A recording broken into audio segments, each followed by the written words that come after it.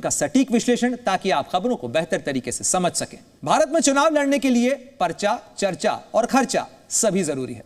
2019 के आम चुनावों की बात करें तो यह देश के लोकतांत्रिक इतिहास का अब तक का सबसे खर्चीला चुनाव था, यानी इसमें सबसे ज्यादा खर्च हुआ। और डेटा बाबू में आज बात करेंगे इसी चुनावी पैसे की।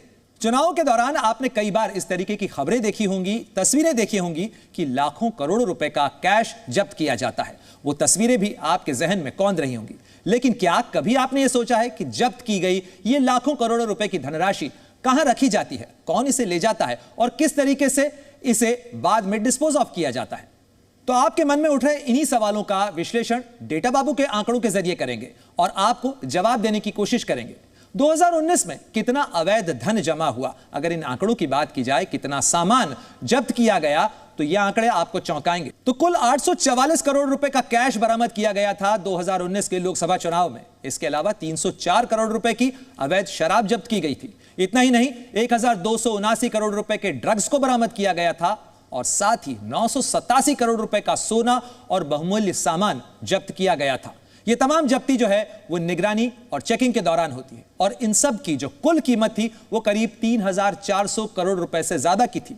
3400 करोड़ रुपए बहुत बड़ी धनराशि होती है और अगर आप इसे भारत के बड़े इंफ्रास्ट्रक्चर मिशन या बड़ी उपलब्धियों के आईने में देखें तो आप ये पाएंगे कि चंद्रयान 3 जिस मिशन का बजट 615 करोड़ रुपए था, तो ऐसे में 3400 करोड़ रुपए के अंदर कितने चंद्रयान लॉन्च किए जा सकते थे? इसके अलावा राजकोट एम्स की जो कीमत है वो 1200 करोड़ रुपए की थी, यानी 1200 करोड़ रुपए के अंदर राजकोट का एम्स तैयार किया गया। वहीं अगर राम मंदिर की परियोजना की बात करें तो इसके पहले फेज में ही 1800 करोड़ रुपए का खर्च हुआ, यानी 2019 के लोकसभा चुनाव में जितना कैश और सामान जब्त हुआ उतने में चंद्रयान मिशन, राम मंदिर और एक एम्स तैयार हो जाएगा।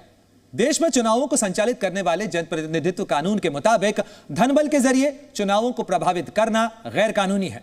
यह कानून कहता है कि 10 लाख रुपए से ज्यादा का कैश जब्त किए जाने पर उसे जिले की ट्रेजरी में जमा कराना होगा। इतना ही नहीं, 10 लाख रुपए से ज्यादा का कैश जब्त होने पर इनकम टैक्स के नोडल अधिकारी को इसकी सूचना देना भी जरूरी है। मई 2019 में केंद्र सरकार ने सुप्रीम कोर्ट में एक हलफनामा दाखिल करके 2014 के लोकसभा चुनाव में जब्त किए गए कैश की जानकारी दी।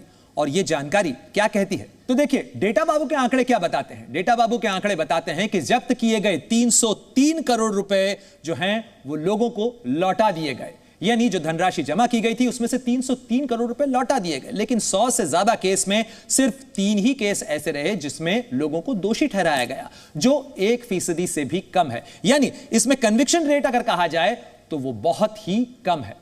चुनावों में सुधार के लिए काम करने वाली संस्था एडीआर के मुताबिक आयकर विभाग के पास दरअसल चुनाव में जब्त हुई रकम के लिए कोई अलग से प्रावधान और कानून है ही नहीं।